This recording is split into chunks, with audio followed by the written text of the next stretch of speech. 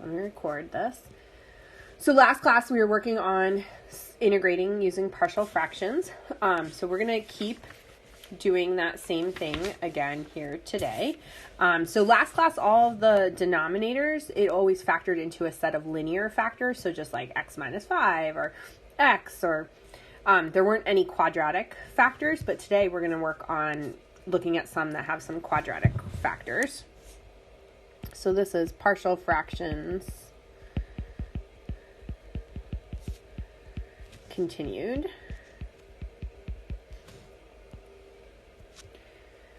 Okay, so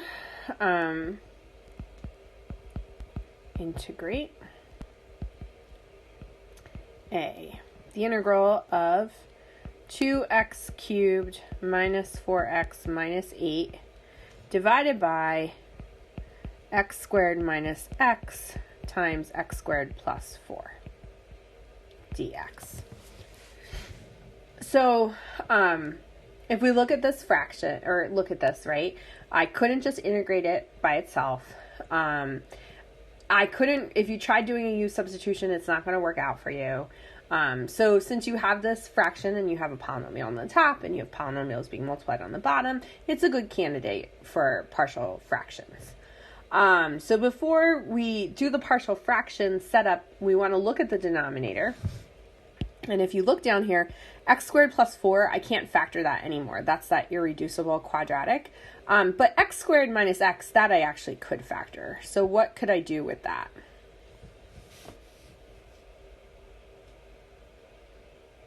Yeah, I could take out an x from that.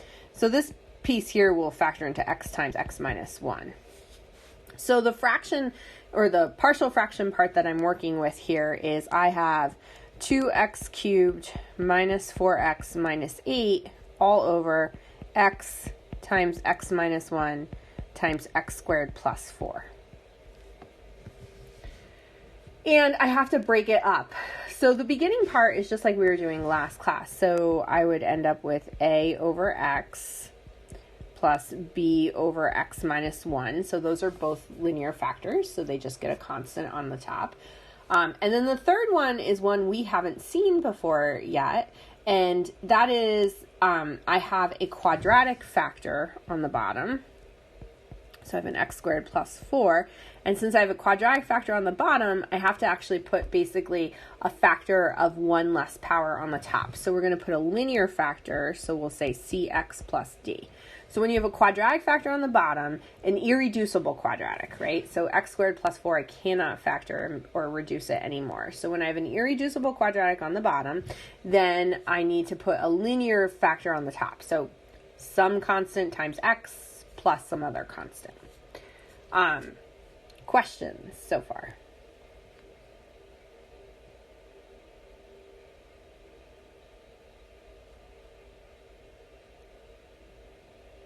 No. Okay, so just like we did before, we're going to multiply by that denominator to clear the denominators out. So we're multiplying everything by x times x minus 1 times x squared plus 4. So on the left-hand side, we're going to end up with 2x cubed minus 4x minus 8. But on the right-hand side, we're going to have a times x minus 1 times x squared plus 4. Plus bx times x squared plus 4, plus the whole entire quantity, cx plus d, times, I probably don't need, times x minus 1. Questions so far?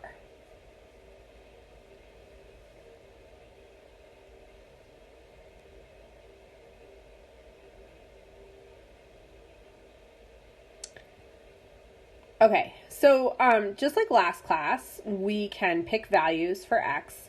In this case, there's some values for x which are going to be nice, but then there's also some values for x which are, you know, we're going to have to work a little bit harder in this case because we can't just get what a, b, c, and d are all just based off of nice things.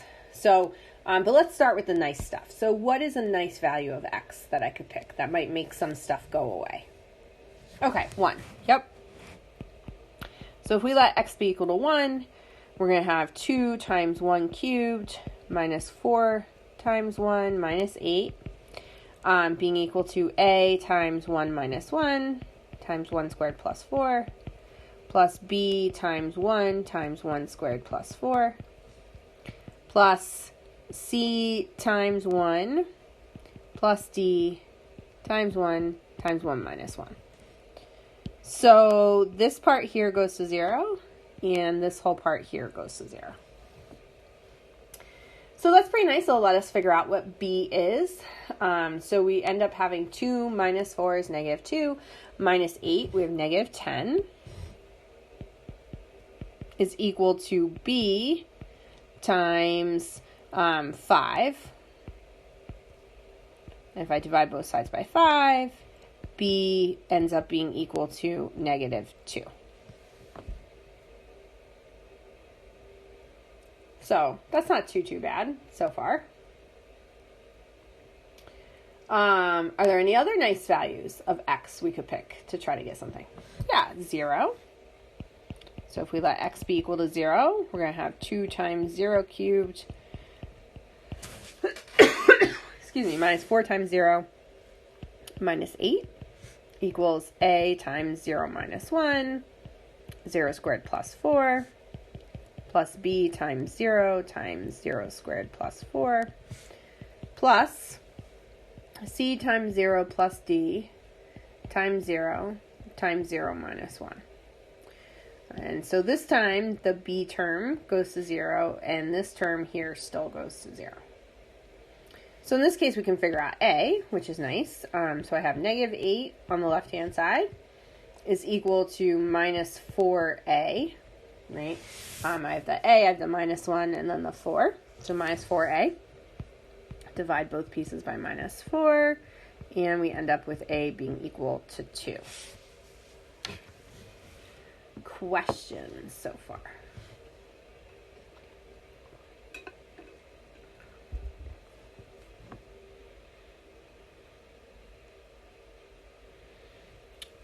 Okay, so I'm pausing for a minute because I obviously am like out of room. And so I want to go to the next slide to keep doing the problem. So unfortunately this problem is going to take multiple pages. But I want to give everybody a chance to get caught up with me copying stuff. So I'll give you another minute or so and then see if we can move on. So find myself a piece of hard candy over here.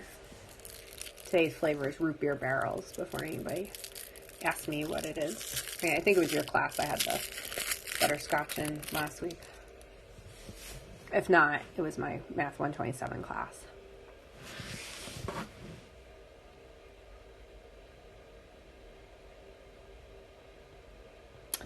Okay, does anybody need me to wait to go to the next page?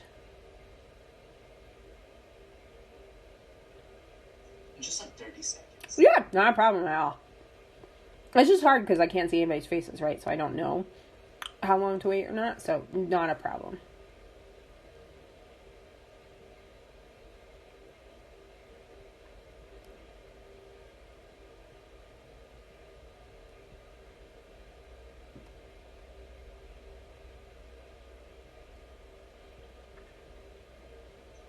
And I had one quick question. Sure. Why did you do the cx plus d again? Okay, so I did the cx plus d. You have to do the cx plus d because here I have an irreducible quadratic. So if I have a factor on the bottom that is of a power 2, then on the top I have to put down a power basically of 1. So it's like here when we have powers of 1 on the bottom, we're putting powers of 0 of x on the top. That's why it's just the constant here. So when I move up, I kind of have to move up from just a constant and have an x part and the constant. We're not going to do integration. We're not going to do partial fractions on things that have cubes and stuff. But like if you did, so if you had a cubic function that you couldn't reduce, on the top you would have to put a squared function. So it's like the top is always 1 power smaller than the bottom. Does that help? Thank you. No problem. Any other questions?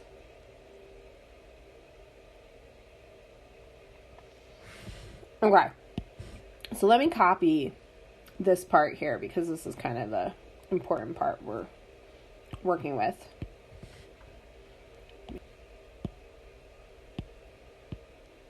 Okay. So, we need to basically keep going so we can try to figure out C and D, right? So I should have written this down, but A, we found out on the last page is 2, and B we know is -2. So if I wanted to, which I kind of do, I can plug in those A and that B right away now. So really we're looking at 2x cubed minus 4x minus 8 equals 2 times x minus 1 times x squared plus 4 minus 2x times x squared plus 4 plus cx plus d times x minus 1. Okay, so I need to find C and D. There aren't necessarily nice values to plug in to find them. So I just need to pick other values to plug in. So what's another kind of small number I could potentially plug in? All right, we've already plugged in a 0 and a 1. Okay, -1, yep. So if we let x be equal to -1, we're going to have 2 times -1 cubed minus 4 times -1 minus 8 equals 2 times -1 minus 1, -1 squared plus 4, minus 2 times -1 times -1 squared plus 4, plus c times -1 plus d times -1 times -1 minus 1. So we really have, so -1 cubed is negative, so I have a -2 plus 4, so that's a +2, minus 8, so this left-hand side is going to be -6. This right-hand side, so this first piece here, I have 2 times -2 is 4. It is, yeah, it's being recorded, yep. So I have 2 times -2 is or 2 times -2 is -4. And then I have a 5 here, so I have -4 times 5. So this next piece is going to be -20. This next piece here, I have -2 times -1 is +2 times 5 is +10. And then I have C plus D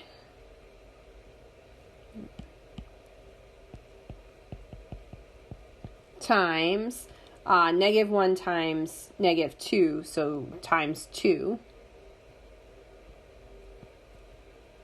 Oops, then it should be a minus C, right?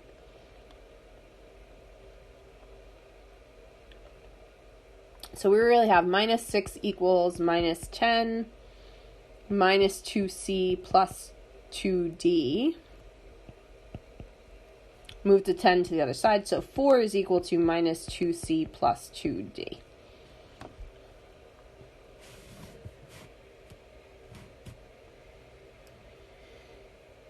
Okay, so I have one equation that has C's and D's in it. I need to pick another value and get another equation with C's and D's in it, and then I can use those two equations to solve to figure out what C and what D should be. So what's another nice little number, right? We've used -1, 0, 1. What's kind of another one? Yeah, 2. So if I use 2, we have 2 times 2 cubed minus 4 times 2 minus 8 equals 2 times 2 minus 1 times 2 squared plus 4 minus 2 times 2 times 2 squared plus 4 plus C times 2 plus D times 2 minus 1. So on the left-hand side here, if we figure this out right, I have 8 times 2 is 16. So I have a positive 16 minus 8, so this is going to be 0. And here I have 2 times 1 is just 2. And then times 8, so that's 6. So that's 16.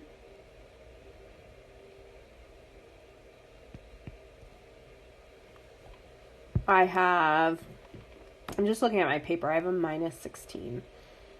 I'm trying to figure out why I have minus 16 written. I think I just have a typo. My second part here, I have minus 2 times 2 is negative 4. And then we have negative 4 times 8, so that's going to be minus 32. And then I have plus 2c plus d times 2, and times 2 minus 1, so that's just 2. So we have 0 equals minus 16 plus 4c plus 2d. Or 16 is equal to 4c plus 2d. Questions about any of that so far?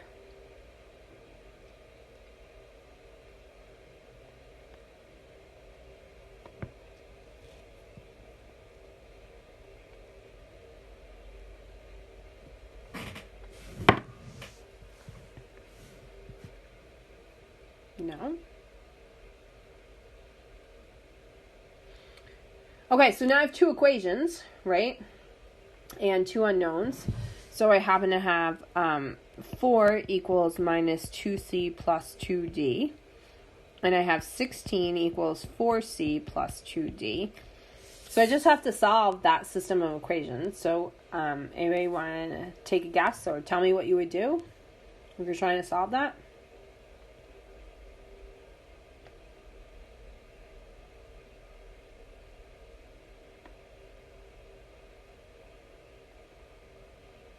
I know it might have been a while since you solved the system of equations, but sure. So you can multiply the top equation there by 2, and then we'll end up getting our c's to cancel out.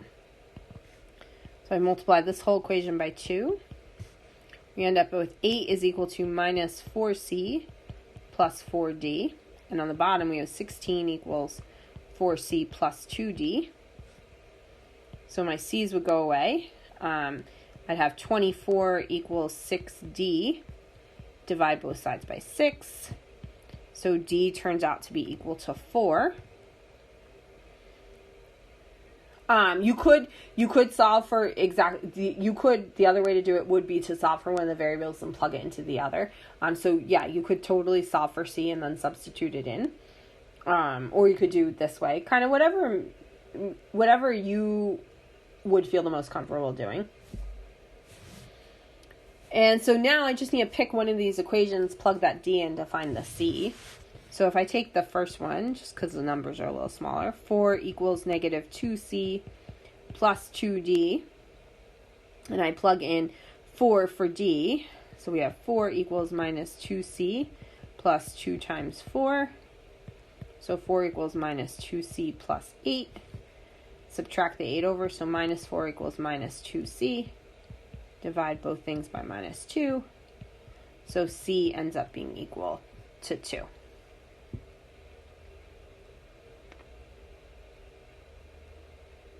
Questions?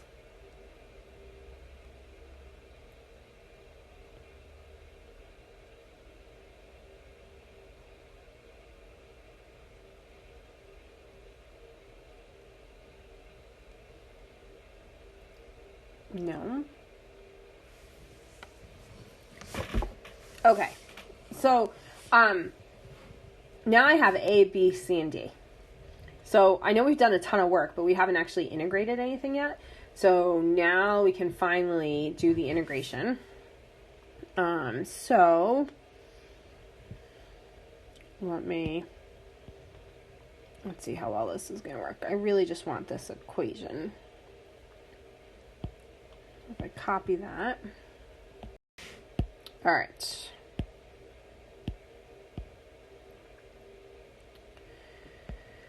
Okay, so, and we found that A was 2, B was negative 2, C was 2, and D is 4.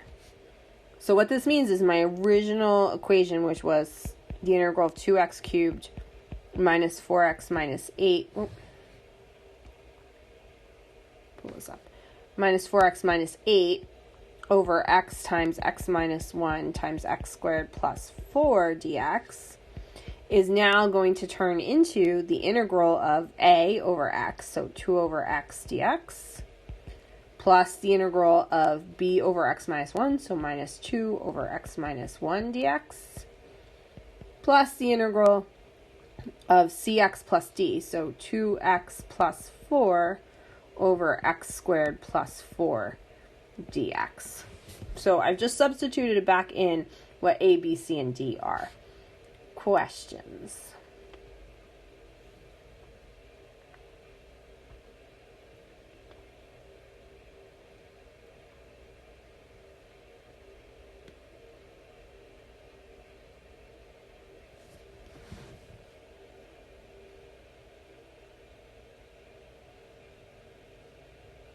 No?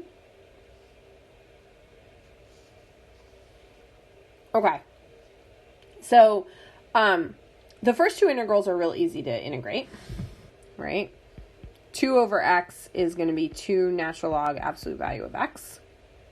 And the second one is going to be minus 2 natural log absolute value of x minus 1, right? That used that shortcut kind of rule that I talked about last class. The last one, though, is not that easy. To integrate the last one, we actually need to split it up into 2 more problems. So it's actually going to split into the integral of 2x over x squared plus 4 dx plus the integral of 4 over x squared plus 4 dx. Okay, so that first integral I have left there, the 2x over x squared plus 4. How am I going to integrate that?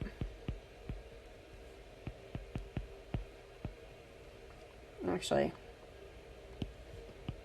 we'll just, so we don't have to keep rewriting all the time. We'll just bring these guys down to the very bottom. Yeah, so use substitution. So my very final answer is going to have these 2 parts, which I already know. I'm leaving myself some room to do the other integration ones. Okay, so yeah, use substitution. So if you let u be equal to x squared plus 4, du would be 2x dx, which I happen to have. So this is going to be the integral of 1 over u du, which we know is the natural log of the absolute value of u. So this part here is going to become plus the natural log absolute value of x squared plus 4.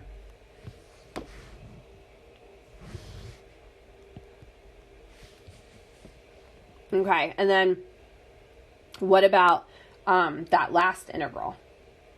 Anybody have any ideas about the last one? Okay, so yeah. So the very last one is, you could do trig substitution on it, right? It falls into our form x squared plus a squared. Because it's just actually the straightforward x squared plus a squared, it is actually just inverse tangent, right? So if you remember the integral of 1 over x squared plus a squared dx is always equal to 1 over a inverse tangent of x over a plus c. You could, for sure, if you didn't remember that, you could do trig substitution on that one integral, and you will come up with the exact same thing. So this ends up being, so I've got 4, which is still just hanging around, times 1/2, and the reason it's a half is because, remember, 4 is 2 squared, so my a is a 2. So 1/2 the tangent inverse of x over 2 plus c. And you could multiply that 4, right, if you want to make it look a little nicer. So 2 ln absolute value x minus 2 ln absolute value of x minus 1 plus ln absolute value of x squared plus 4 plus 2 tangent inverse x over 2 plus c. So it's a long problem, right? It's probably taking us, close to 25 minutes to do that one problem. But that's kind of as ugly as they're going to get for us for the most part. Questions?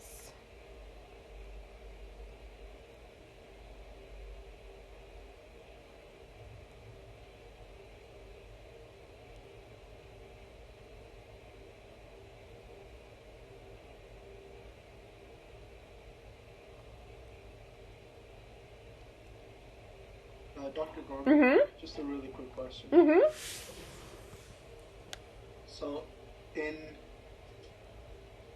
So whenever we end up with a squared term like we did on the x squared plus 4, that's when we would apply that cx plus d. Yes. Anytime you have an x squared term. So even if it was like x squared plus, I don't know, I'm not going to be able to come up with one off the top of my head. But if you had like x squared plus 3x plus 3, even that you would need a cx plus d. Okay, so that comes into play whenever we can't break down the given. Correct. Whatever's given. Correct. Okay. Yep. Thank you. No problem. If it were cubed, yeah. So if it was cubed, you would have like cx squared plus dx plus e. Like so you're always putting one less power on the top. So if on your bottom it was cubed, you would need a quadratic on the top. So that's why I'm saying like cx squared plus dx plus e. But the letters doesn't matter. Other questions?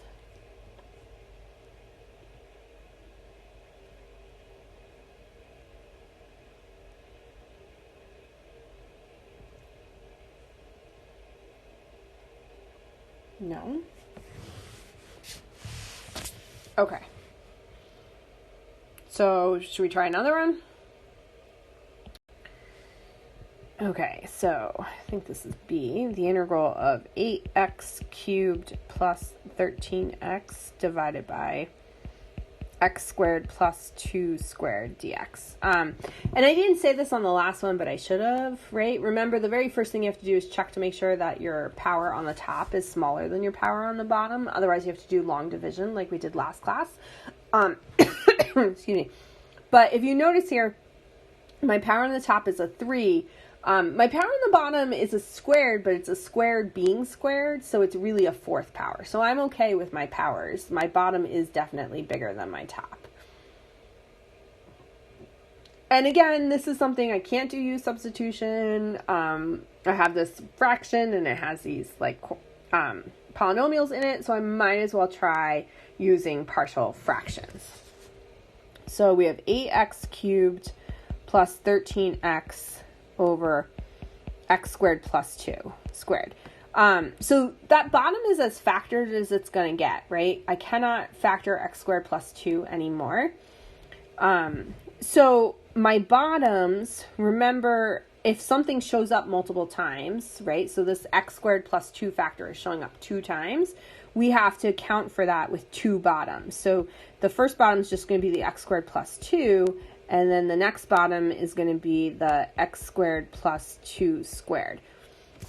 And we did this before, right? I did this. Let me tell you. I can tell you which example it was. I just need to find it. So last class, I think the second example I did last class had this on it, where one of the factors, it had like the factor x plus 2 quantity squared, and we put x plus 2 and then we'd put x plus 2 squared. So anytime you have a factor like we do here, this x squared plus 2, and it's showing up multiple times, we have to put all the different powers it could be. If this had been like a 4th power, we would have an x squared plus 2, x squared plus 2 squared. We'd have an x squared plus 2 cubed and an x squared plus 2 to the 4th. So just be aware of that. Like, you have to potentially do multiples of those. And then on the top of each of these, since the bottom is a quadratic, on the top, each of these is going to be that linear function. So we'll put, ax plus b, and then cx plus d. So I just have to use different letters for each of those pieces. Questions so far?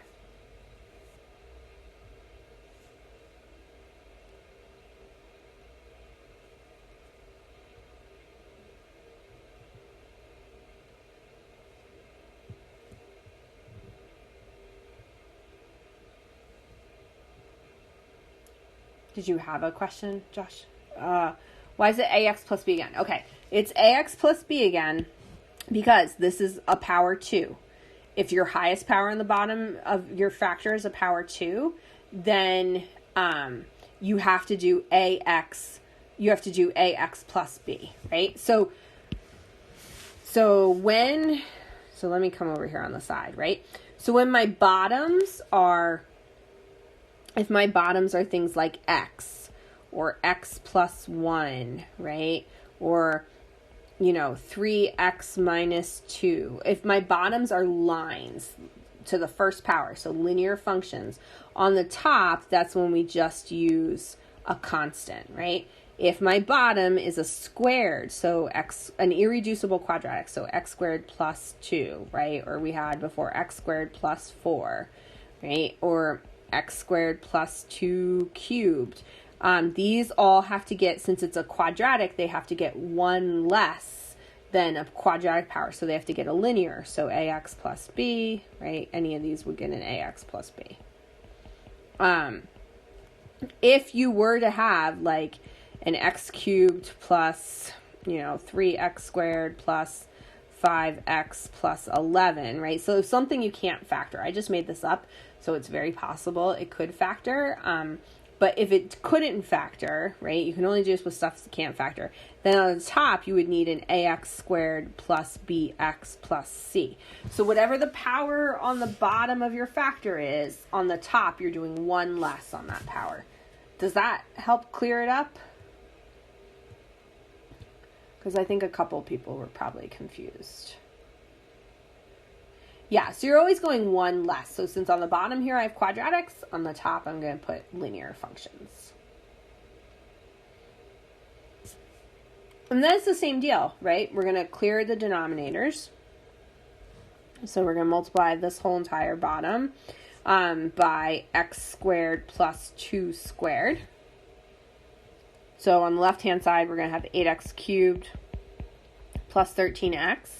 On the right-hand side, we're going to have the quantity ax plus b times x plus 2, or x squared plus 2, because one of the x squareds would cancel, x squared plus 2's would cancel out. And then we're going to have cx plus d.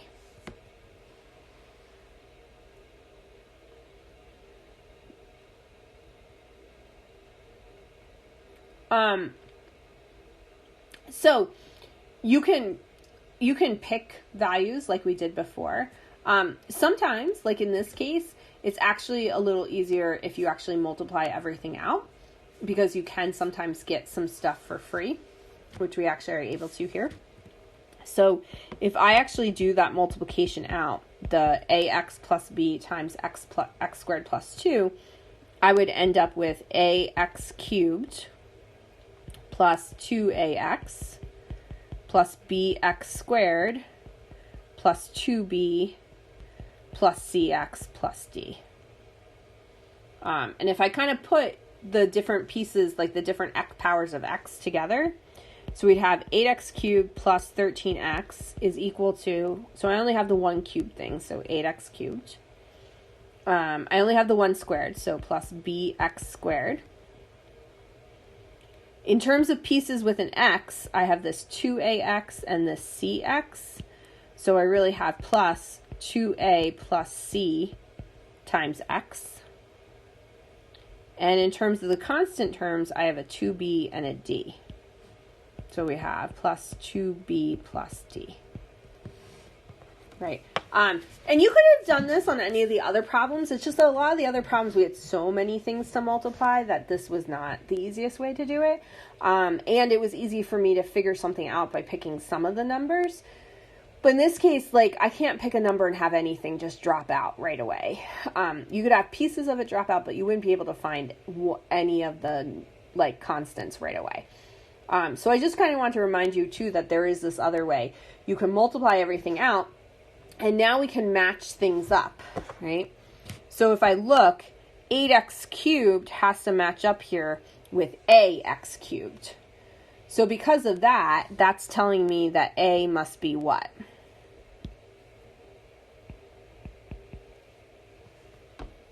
So if 8x cubed has to be the same as ax cubed, what does a have to be?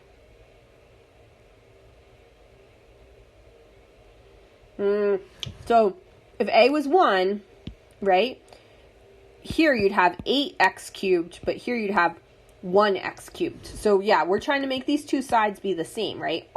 This side here is 8x cubed plus 13x, and it has to match up on this side. So the a, in this case, the 8x cubed has to match up with ax cubed.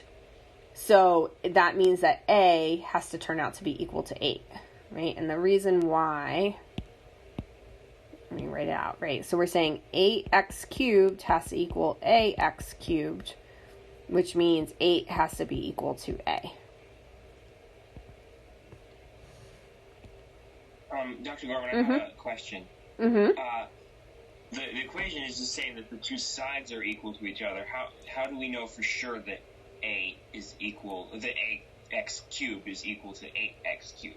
I mean, we just know that the two sides are equal. So those two terms. So you know those two sides are equal, right?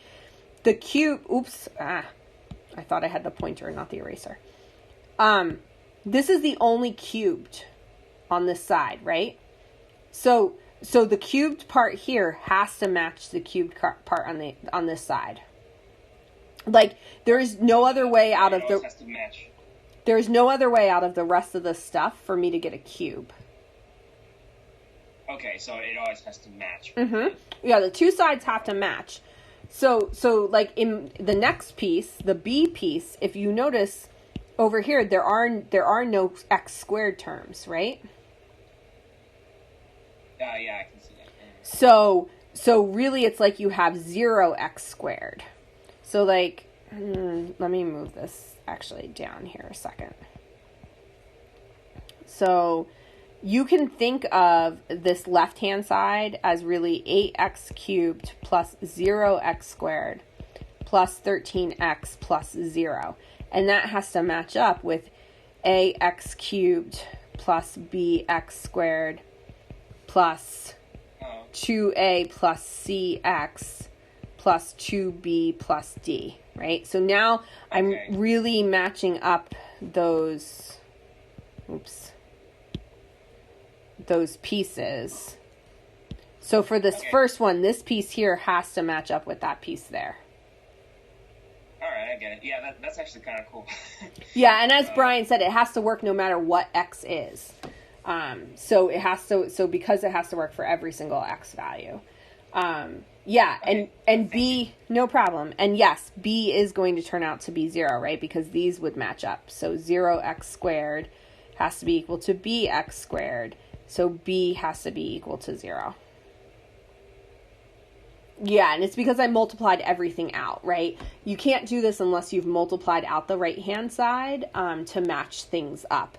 And so most of the time, like in my last examples, multiplying out the right-hand side would have just been like terrible, like a lot of algebra. But here it was actually pretty quick to do, so that's why I did it. But you could technically do this on any of the problems. So let's see. So we also have to match up here. The 13x has to match up with all this stuff. So 13x has to be equal to 2a plus c times x, which means 13 has to be equal to 2a plus c. Why did I kind of swap terms around in the equation? Are you talking about on the left-hand side or on the right-hand side?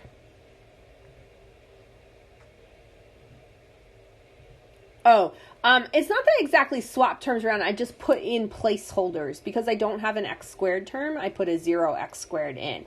And because I don't have a constant term, I put a 0 in for the constant. Does that make sense?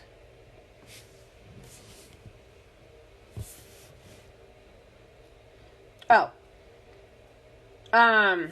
Do you mean going from like this second line to this third line? Okay. So I put together things that go together, right? So, and I put them so that the x's were going down in decreasing order. So my highest x is an x cubed, so I put that one first. So I put the ax cubed first. Then the next thing I looked for any squared terms. I only had one, the bx squared, so I put that second. Then I looked for any terms that had the x, and that's where I got these pink ones from, right? So 2ax and cx, they both have an x. So essentially I factored the x out, and I'm left with inside the stuff in front of the x is 2a plus c. And then I took the constant terms last, so 2b plus d. Does that answer your question, Robert? No problem. Okay, and then finally, I need another color here. Take an orangey color. Okay, finally I have this 0 piece. I guess I kind of got a brown color, but that's okay. Goes with that. So we are going to have 0 equals 2b plus d. And so now I know what A is, I know what B is, and then I can plug those into these other equations to figure out what C and D are, right? So 13 is going to happen to be, I know A is 8, so 2 times 8 plus C. So 13 equals 16 plus C, so C is going to be negative 3. And this last one here, I know that B is 0, so 0 equals 2 times 0 plus D, so D is going to be equal to 0.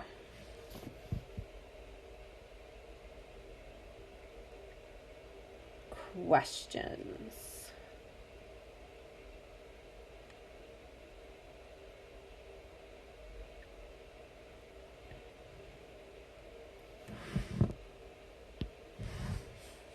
So my original integral, 8x cubed plus 13x over x squared plus 2 squared dx, is going to now turn into the integral of, so ax plus b, so it's going to be 8x plus 0 over x squared plus 2 dx, plus the integral cx plus d, so minus 3x plus 0 over x squared plus 2 squared dx.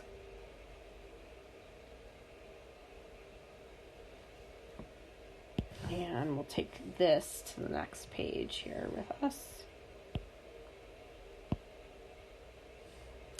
But does anybody have any questions or need me to wait a minute before I go to the next page?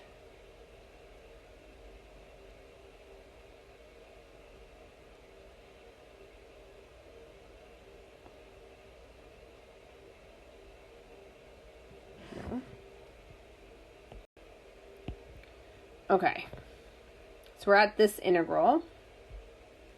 So this is really going to be the integral of 8x over x squared plus 2. Oops. Let me let what I'm writing catch up with what I'm saying. Okay, dx.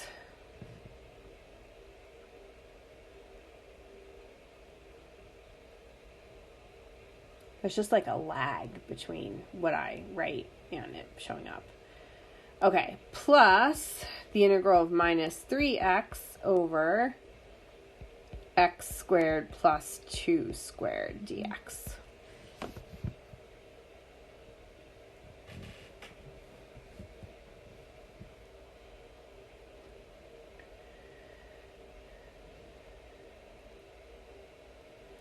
Okay, so the first equation, what am I going to do to integrate that first equation?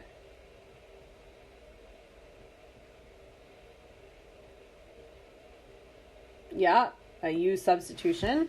So let's work on this first one first. So here u is equal to x squared plus 2.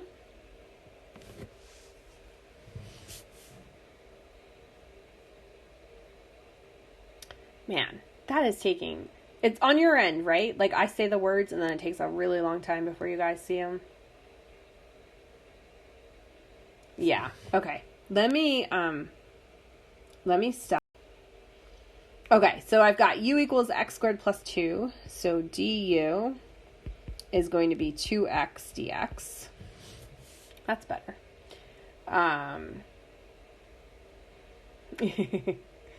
So I need a 2x, right? I have an 8x, so I can,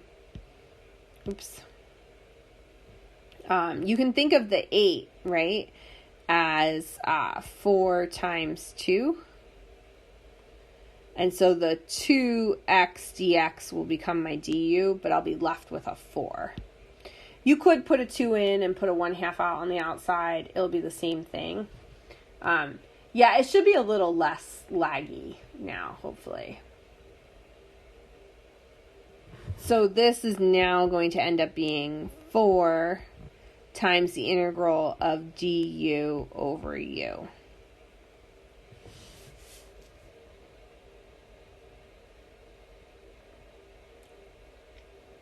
Anybody have questions on how I got that 4 du over u?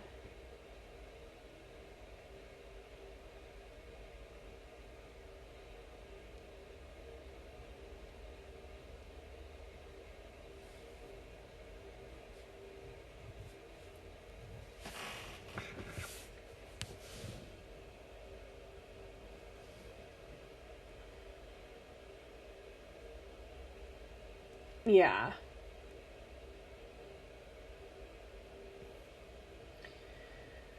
Okay, so then the integral of du over u would be what?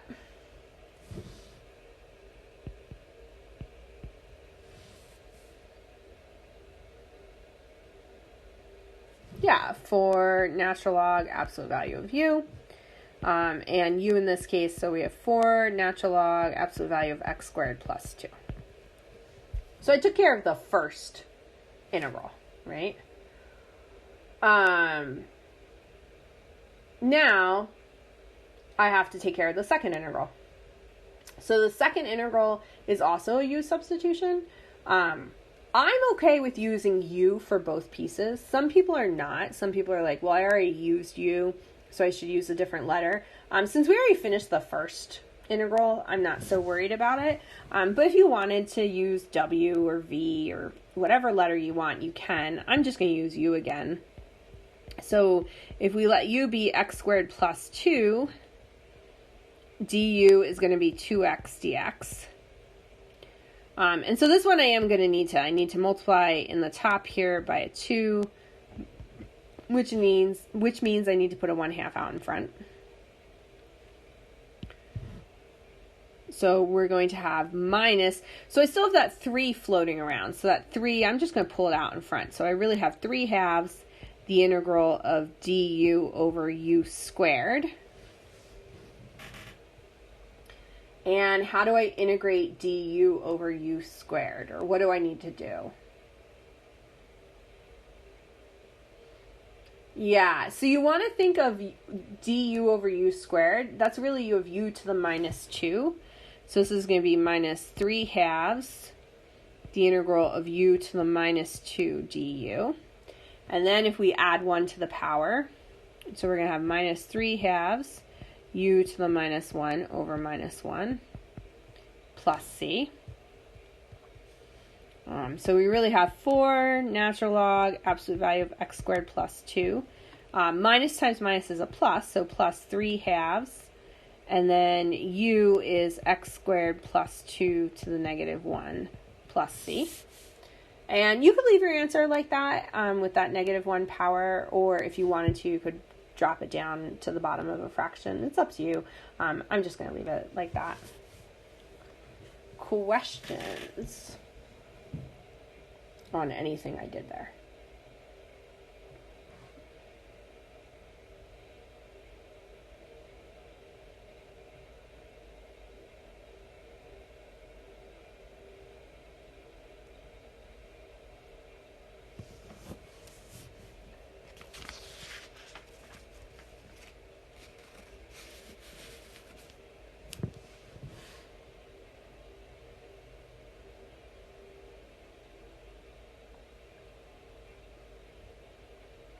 No. So, I think these problems, they're not like the greatest problems in the world. They're long, right? But they're a little methodical. Like, at least, like, it's like, okay, well, I just do these couple things. I do have one more example. And it's a problem that actually doesn't look like it's partial fractions at the beginning, but turns out to turn into a partial fraction problem. So does anybody need me to wait before I go to the next page?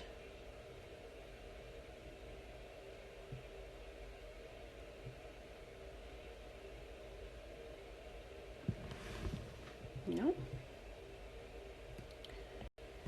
All right, so then our last problem here, I guess that's really C. The integral of cosine x over sine x times sine x minus 1 dx. Yeah, so it looks a little ugly, right? It's actually, as opposed to the last two problems we did, which were actually really ugly and took a long time, this one actually turned out pretty nice. So it's actually not as bad as it looks. But the thing is the way that it is right this second, like, I can't integrate this, right? But what I can do is I can first off just do a regular old U substitution.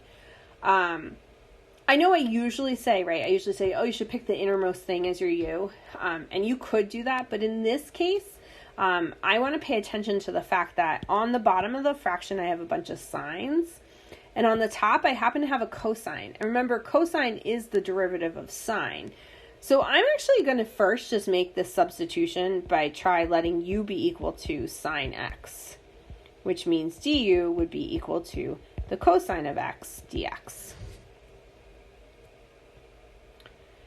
And so if I substitute in here, I'm actually going to end up with, on the bottom, U times U minus 1. And on the top, we have a 1, and then we have a du. Questions?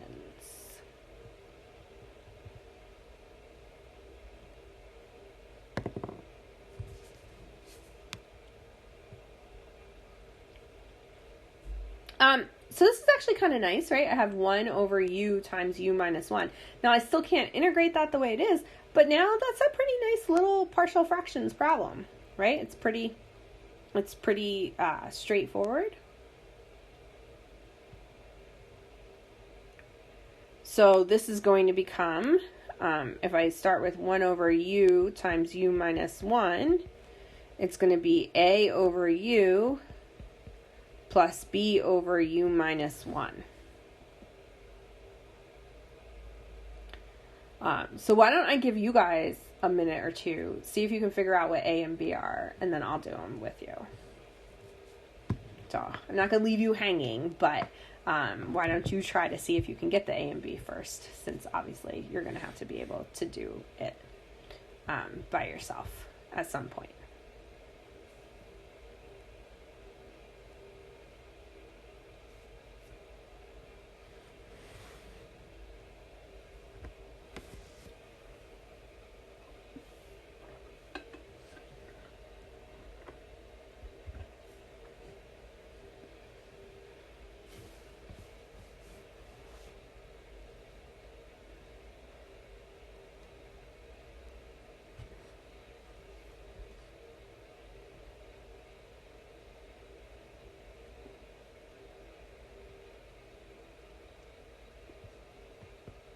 It's very weird, too, that I can't just, like, walk around and see how you guys are doing, so.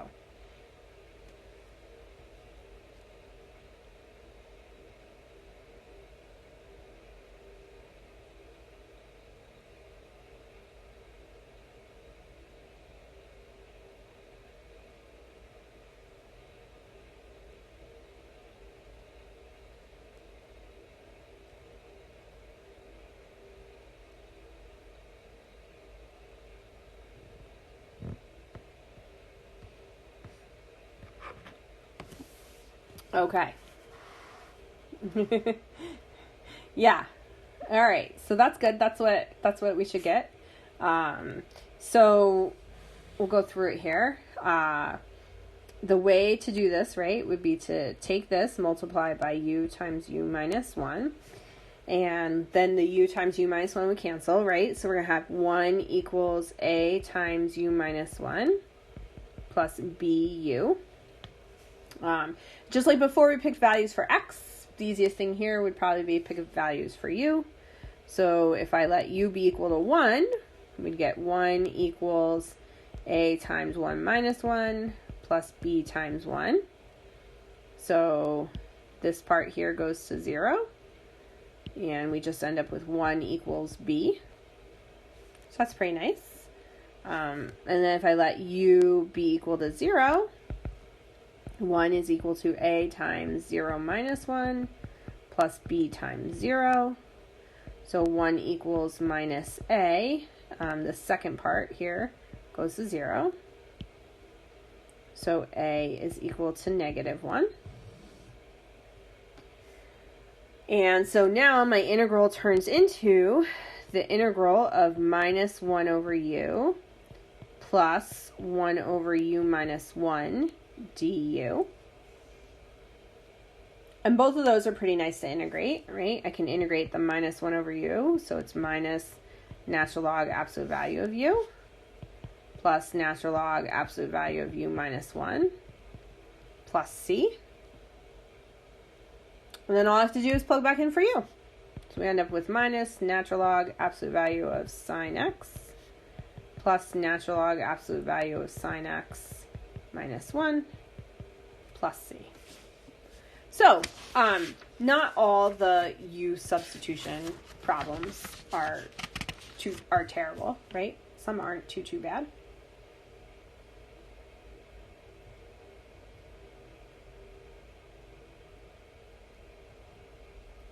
Questions?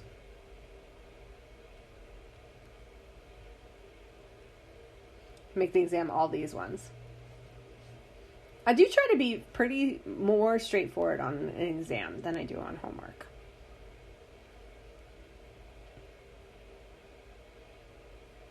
Yeah, it's a nice little one. Shows you know what you're doing, but I agree.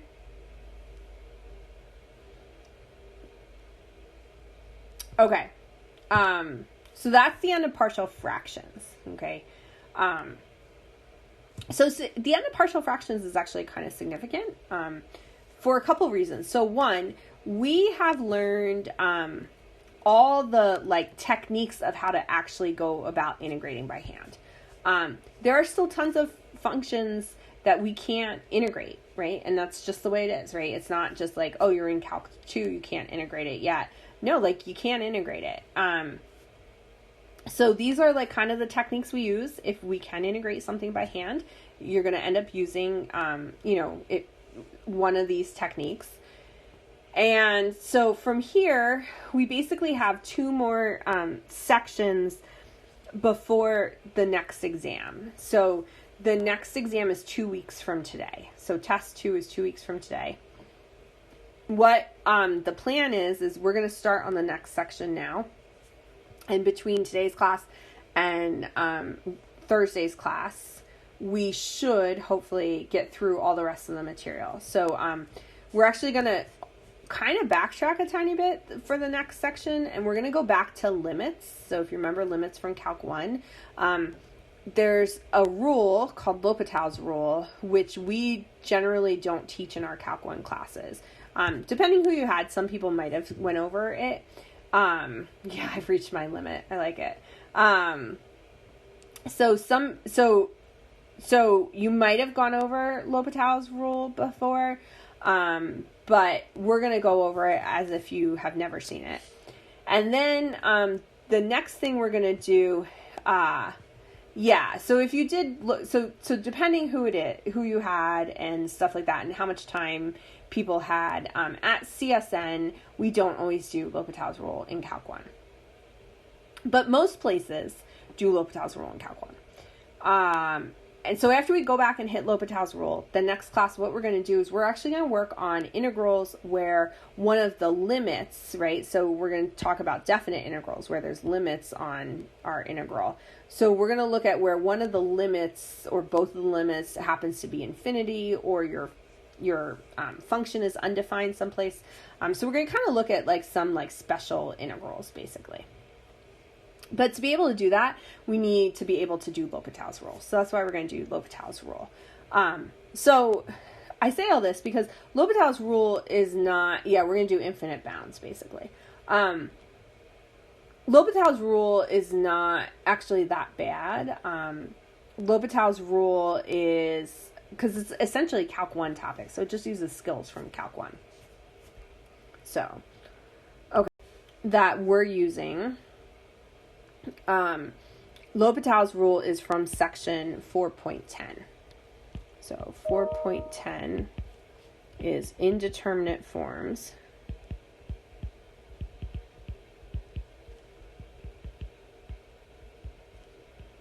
And L'Hopital's rule.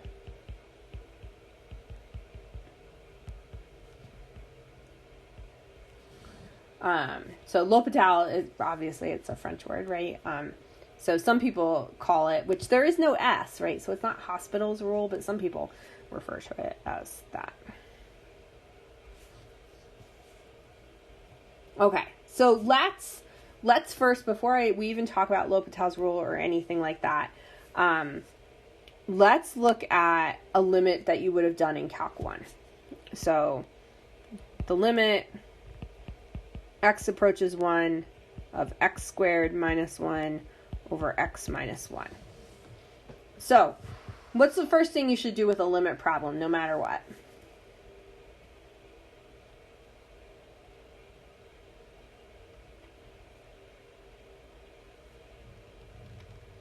Yeah, plug the number in for the x. So if I plug the 1 in for x here, I end up with 1 squared minus 1 over 1 minus 1. So I end up with 0 over 0, right? And I always put 0 over 0 in quotes because it's kind of bad mathematics to divide by 0 and to write it out. But I always think of it kind of like in English class, right? If you want to, in a formal paper, it's not okay to use slang language, right? But if you were quoting somebody, you can put the slang language in. So it's kind of that same thing. Like, I'm putting it in quotes. I know this isn't totally correct, but this is what's going on, right? You got 0 over 0. You want to visually see it. So if you put it in quotes, it's kind of okay. Okay. Anybody remember what you would do then? I ended up with 0 over 0. What would I sometimes do?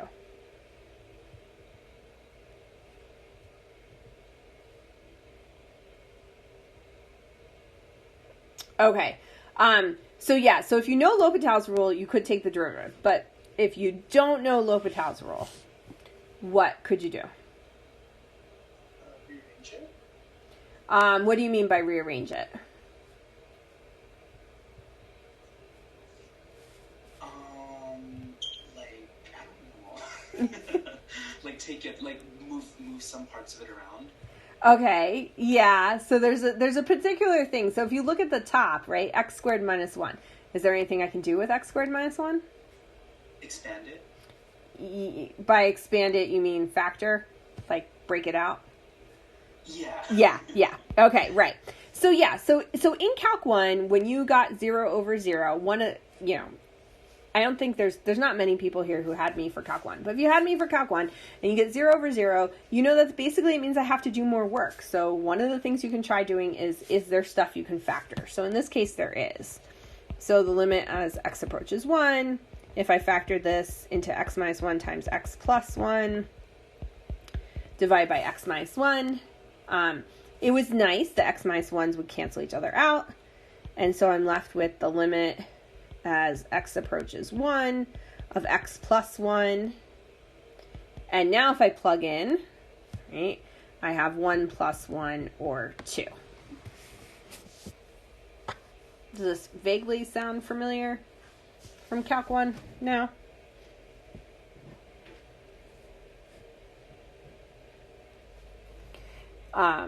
Yeah, and there was a slew of things you could do, right? You could factor. Sometimes you could just do some algebra to kind of rearrange some things, as Sandra and David were kind of suggesting.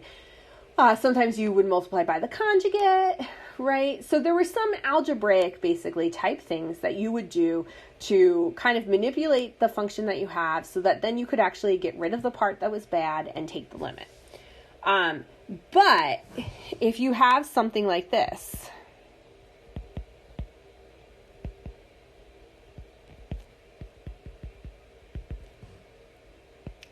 the limit as x approaches 0 of sine x minus x all over x, this also ends up giving you 0 over 0. But we can't do any algebra to fix it.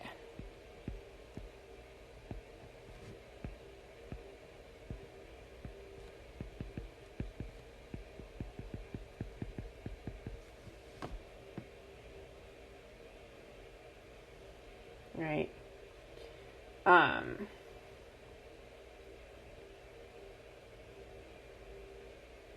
So that's kind of like the problem, right? I have 0 over 0, but it's not easy like in Calc 1 to fix it.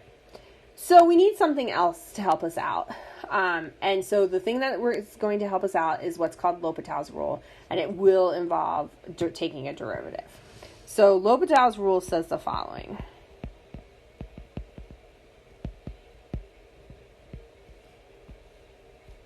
So it says if the limit as x approaches a of f of x divided by g of x turns out to be 0 over 0 or infinity over infinity, and f of x and g of x are differentiable functions,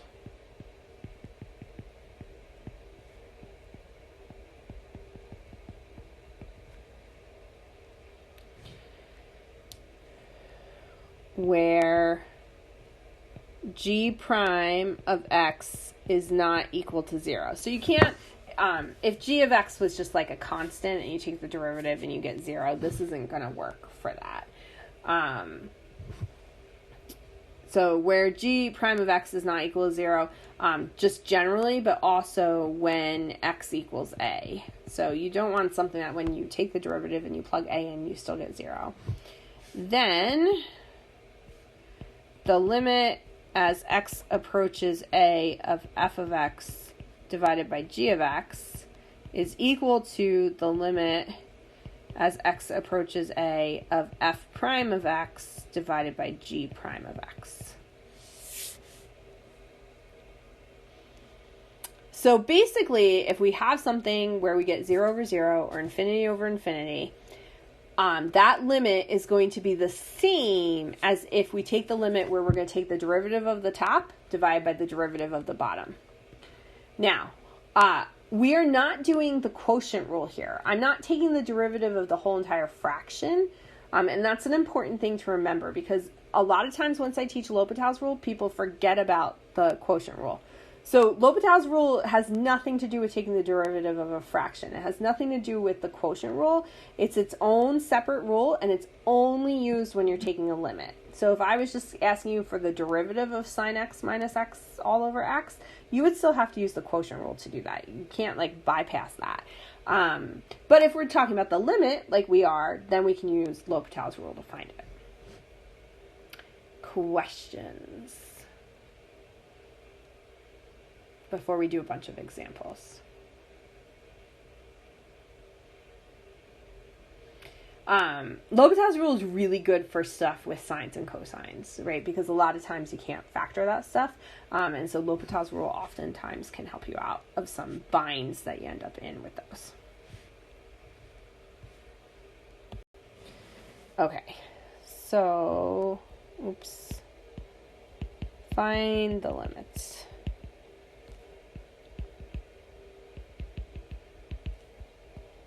Yay. The limit as x approaches 0 of what I said, sine x minus x over x, right? right? And so again, the very first thing you want to do in any of these problems is you still just want to plug in first, right? So like we said, if I plugged in, I would have the sine of 0 minus 0 over 0. So this ends up being 0 over 0. Okay, I like for my own bookkeeping, we'll say, I like to know that I did L'Hopital's rule, right? So when I do L'Hopital's rule, we're going to say this limit here is equal to the next limit, but I usually put an L with a circle around it. When I learned L'Hopital's rule back in 1997, this is how it was taught to me, and so therefore I've just kept doing it, right? If you think about it, 1997 was a pretty long time ago at this point, right? It's like more than... It's not quite 20 years ago yet, right? No, but it's more than like 15. I can't even remember. What are we in? 2021? Yeah. So it's like 15 years ago. Oh no, it's more than that. It's more than 20 years ago, right? Oh my goodness. Anyway. More like 24. Yeah, it's not quite 30 years ago is what I guess I was going for. Okay, anyway. 24 years ago when I learned L'Hopital's rule, that's how I learned it. So it's just the way that I do it. You can put the L on the homework. I'm not going to like dock you if you don't do it. But it is kind of nice to remind yourself, hey, I did L'Hopital's rule. That's what happened from one step to the next step. So L'Hopital's rule here says we're going to make a new fraction here. And we're going to take the derivative of the top part. So what's the derivative of sine x minus x? Yeah, cosine x minus 1. And then the derivative of x is, 1. And so now I have a new fraction to find the limit of, right? So if I plug in here, we end up with the cosine of 0 minus 1 all divided by 1. The cosine of 0 is what? 1. So I have 1 minus 1 over 1. So I have 0 divided by 1, and 0 divided by 1 is just 0. So this limit, the original limit, which we couldn't figure out the way it was, actually, when I work it out, turns out to be 0. Pretty nice, right? Easier than some of the stuff we've been doing recently. Questions?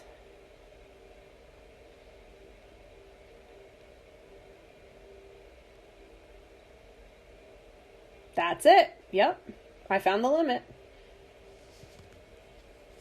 The thing is see, like, in the very near future, like next class, we're going to be doing problems where then within the problem we have to do this part, right? So that's why we're kind of taking this break to do this now. Okay, so let's try another one about the limit as x approaches 1 of x minus 1 over the natural log of x minus the sine of pi x. No, these are really not too bad.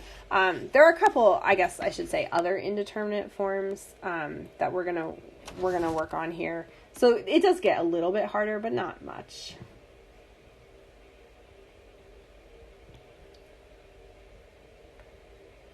Okay, so again, if I try to plug in, right, on the top we have 1 minus 1 over the natural log of 1 minus the sine of pi. So on the top we have 0. On the bottom, the natural log of 1 is 0. And the sine of pi is 0. So I end up with 0 over 0.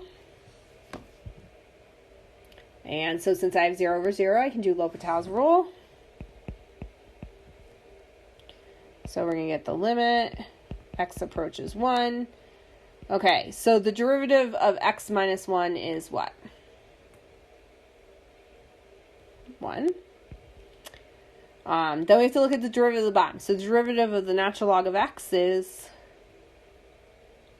1 over x. And then what about the derivative of minus sine of pi x? Okay, so minus cosine of pi x times what? Yeah, times pi, right? So remember it's really, we're kind of sloppy. We don't always write these parentheses around here, but so it's chain rule. So the outer function derivative of sine is cosine. So it's going to be minus cosine of pi x. And then we have to multiply it by the derivative of stuff inside. So multiply by pi. And now we're just going to plug in 1 again. So I've got 1 on the top. I've got 1 over 1 minus the cosine of pi times 1 times pi. So we end up with 1 over 1 minus, so the cosine of pi is -1.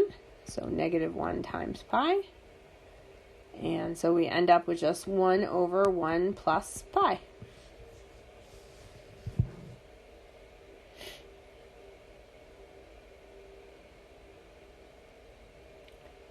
Questions?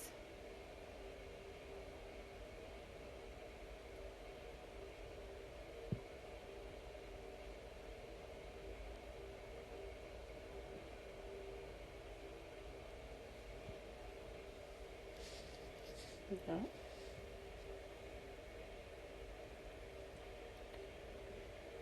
All right, so we'll try another one.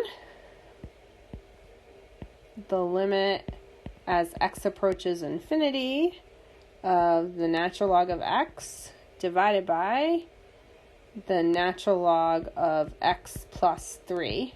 Okay? So it's a natural log divided by a natural log. So there's nothing I can actually do with that. But I can plug in. So again, some people get, like some mathematicians, math professors, get really bothered when you plug in infinity. But again, it's okay if you plug in infinity as long as you put it in quotes so you know, like, it's kind of wrong. I shouldn't really be doing this, right? Infinity is not an actual number. It's like a concept. So there's not like this number is infinity. But I am a big proponent of, well, sometimes you need to plug stuff in to figure out what's going on, and that's okay. So we're going to have the natural log of infinity divided by the natural log of infinity plus 3. Okay, so anybody know what happens to the natural log as x gets really, really big?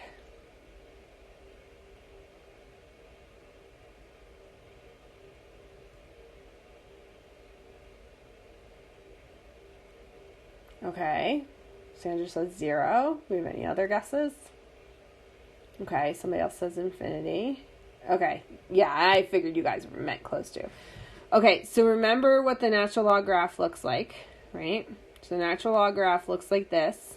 It goes through here at 1. So at 1, it's 0, but as I go out, it keeps going up and up and up and up, right? It's pretty slow. So it's a really slow growing function, but it does continuously grow all the way up. So as we go out this way towards infinity on the x, our function is just going to keep growing and growing and growing ever so slowly. But it does keep growing forever. So the natural log of infinity actually is infinity. So the natural log of a really, really big number is still a really, really big number. And the same thing would be true, the natural log of a really big number plus 3, right? That would also be infinity. So we end up here with infinity over infinity. Just like 0 over 0, infinity over infinity is an indeterminate form, but it happens to be one that we can use L'Hopital's rule on. So I can do L'Hopital's rule on this problem. So we're going to end up with the limit x approaches infinity. So we need to take the derivative of the natural log of x. So on the top, we're going to have 1 over x. And then we also need to take the derivative of the bottom. So we're going to have 1 over x plus 3 times the derivative of x plus 3, which is just 1. And now I need to plug in again. So we end up with 1 over infinity on the top divided by 1 over infinity on the bottom. Right. So what happens to 1 over infinity? 1 divided by a bigger and bigger and bigger numbers. Yeah, it gets close to 0. Okay, so you might go, well, great, I didn't make the problem any better. Sometimes, and this is why I kind of wanted to show you this, sometimes if you just blindly plug in, like use L'Hopital's rule and you blindly plug in again, it doesn't look like the problem's any better. Because it looks like, gee, Dr. Gorman, this problem's still just 0 over 0. Excuse me. However, the problem actually is going to get better. But to get better, I have to do a little bit of algebra first. So I have a fraction over a fraction, right? And so we don't really like fractions over fractions. So I could rewrite this as the limit x approaches infinity of x plus 3 over x, right?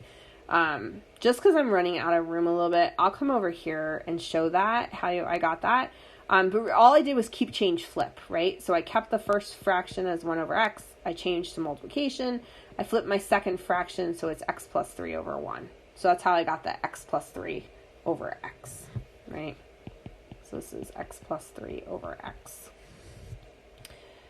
Okay, and so if you plugged in again now, right, you plug in, you're still going to get infinity. You get infinity plus 3 over infinity, which is still just infinity over infinity. You might go, I thought you said it got better. And then I'm going to tell you it does, because x plus 3 over x, that's easier to take the derivative of the top and the bottom. So if I do that, I'm just going to move this up a tiny bit. We have the limit, x approaches infinity. The derivative of x plus 3 is 1. The derivative on the bottom is 1. And so now we just have the limit of 1 over 1, which is just 1. So it is possible in a problem you might have to apply L'Hopital's rule more than once. But as long as things look like they're kind of getting better and not worse, that's okay.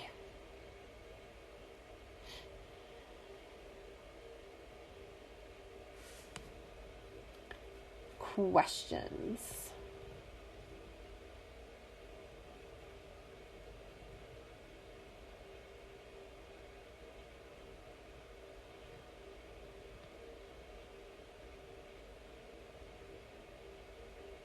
No. Okay. Anybody need me to wait to go to the next page?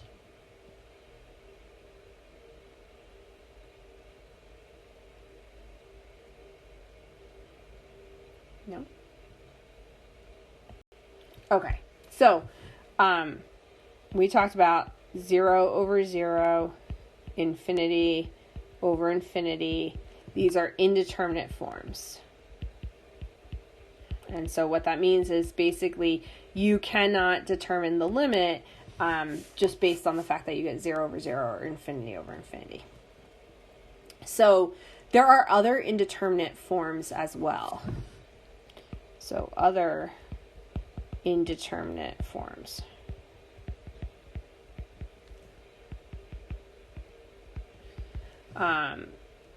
They look like the following things. You could have infinity times 0, right?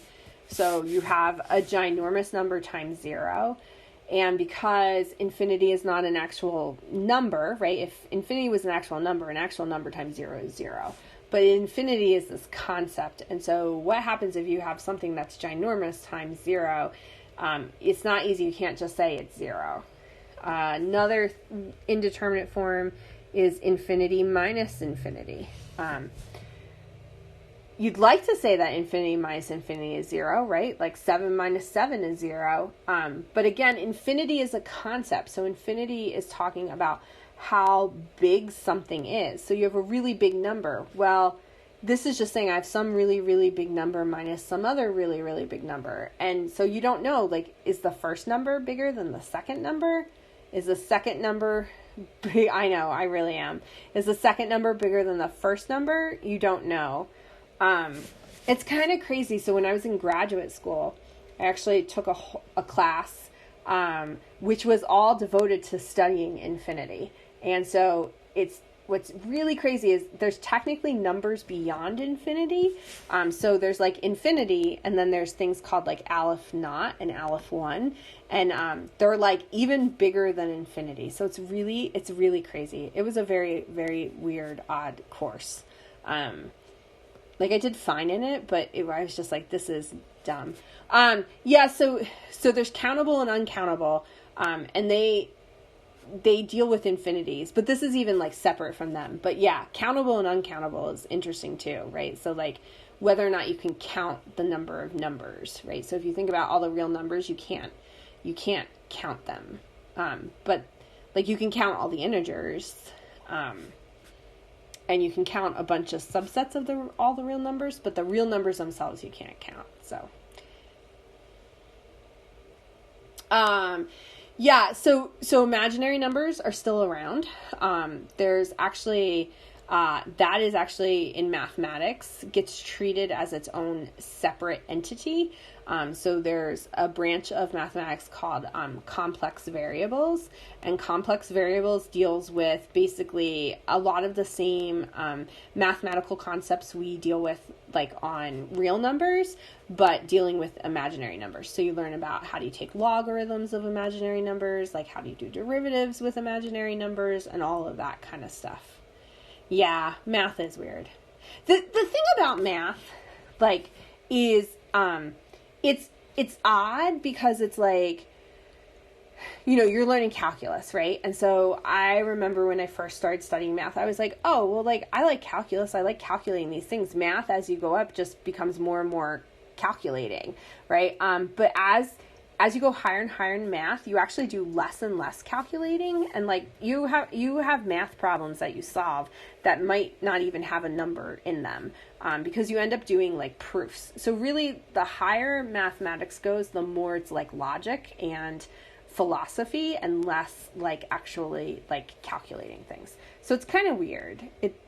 It's weird. I mean, there was a point where I was like, yeah, if I haven't already devoted so much time in my life to getting a PhD in math, like, I don't really know if, like, I care about this stuff anymore, right? Because it got to a point where I was like, I don't really like this stuff as much anymore.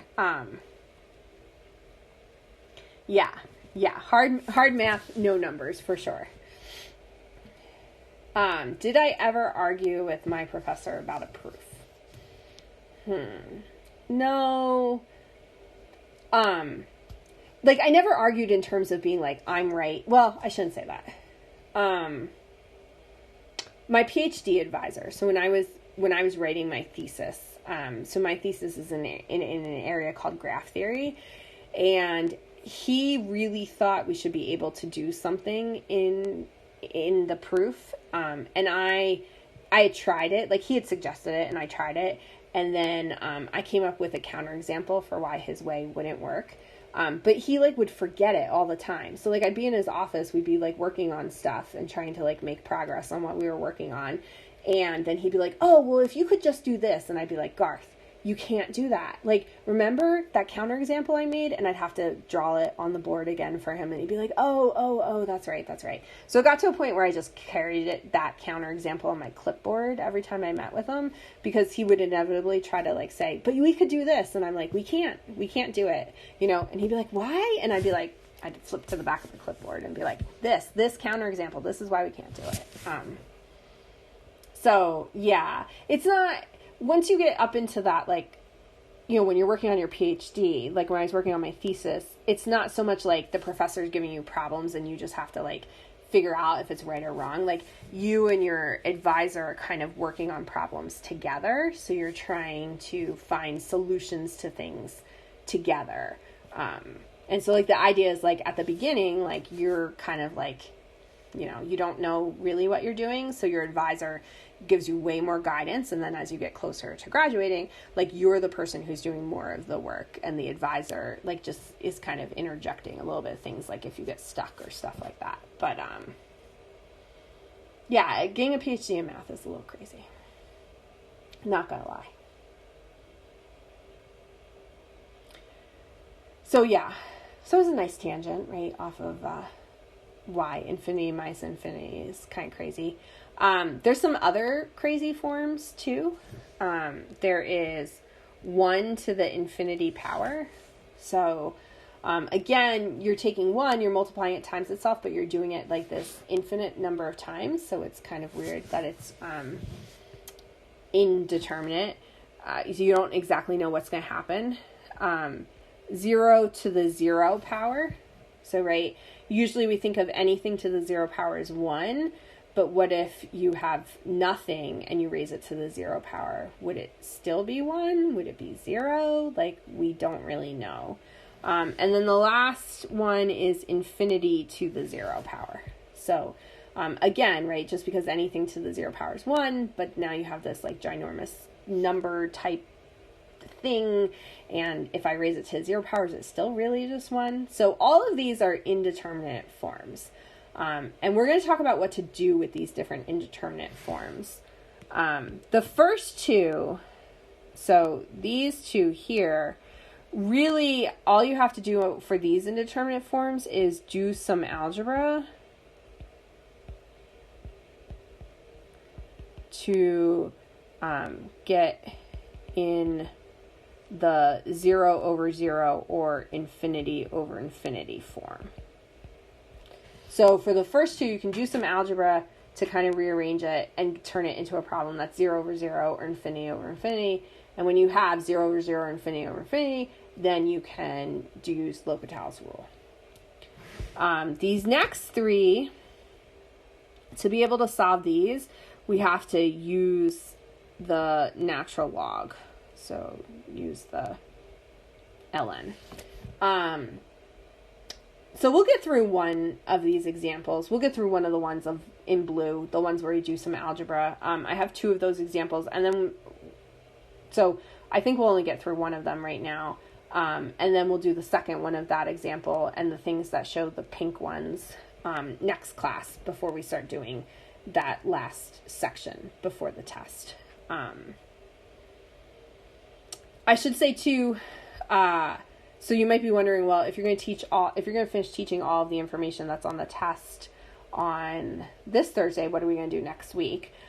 So what we would do next week, 2 things. Next Thursday will be the review day before the test, just like we did last time.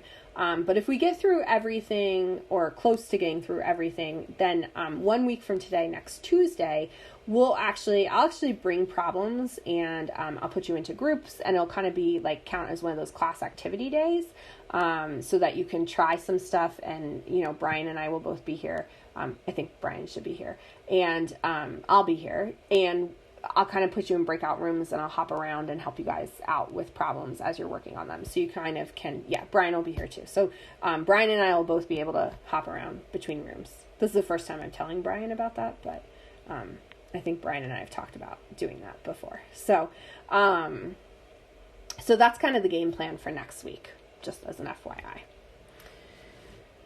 Okay. So let's try doing one more. Let's do one more limit problem here, and then we'll end for the day. So we have the limit as x approaches infinity of x squared e to the minus x.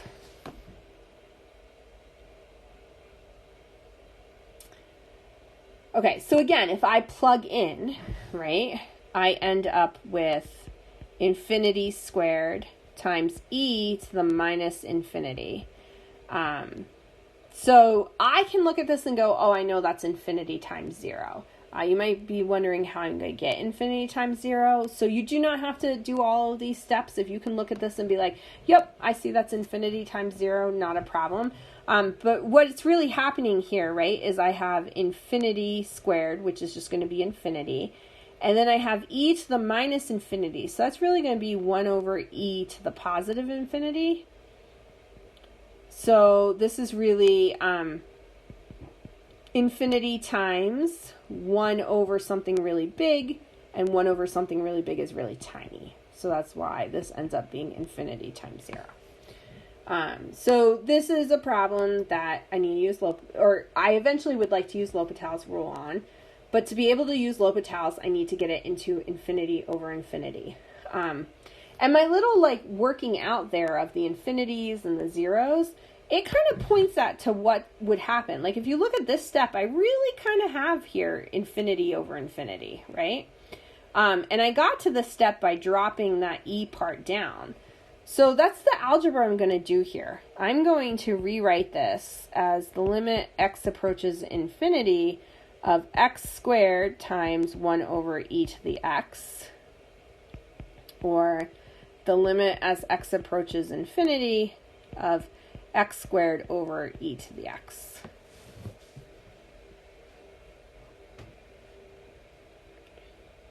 And now if I plug into that, right, I have infinity squared over e to the infinity, which is just infinity over infinity. Questions about any of that?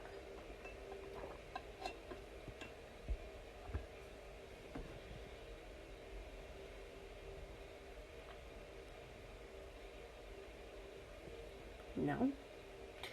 Okay, so now I'm at a point where I can do L'Hopital's rule, right? So L'Hopital's rule says, hey, take the derivative of the top.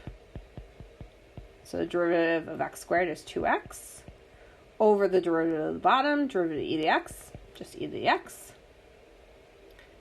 And if I plug in again, right, I end up again with infinity over infinity. But my problem has gotten yet better, right? I used to have an x squared on the top. I no longer have an x squared on the top. So it's better than it was. So we're just going to do L'Hopital's rule a second time. Limit x approaches infinity. The derivative of 2 times x is just 2. The derivative of e to the x is e to the x. So in this case, we end up with 2 over infinity. And what would 2 divided by infinity be? Yeah, 0. So again, right, if you are like, ugh, I don't know, think about it. I think I said it to you guys before, my pizza math, right? So you have 2 pizzas, infinite number of friends at your party, right, pre-COVID. How much pizza is everybody going to get? You're going to take those 2 pizzas and divide it by your infinite number of friends that are at your party. Everybody is going to get such a tiny little morsel of pizza, it's like you got nothing. I know. Well, you can't have a party with an infinite number of people at it right these days. Right? So some of my jokes are, much better pre-COVID.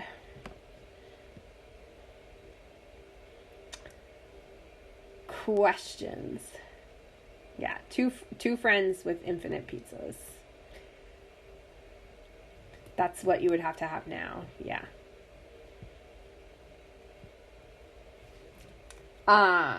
So if you end up with one of these indeterminate forms, infinity times 0, like we did here, you just have to kind of rework it.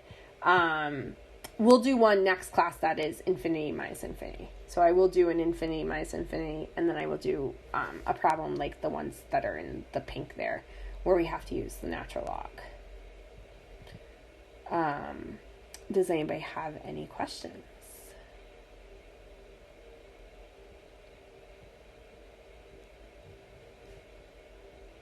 No.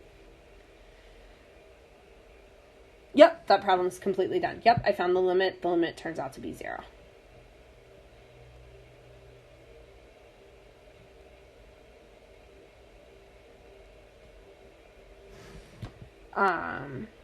Okay,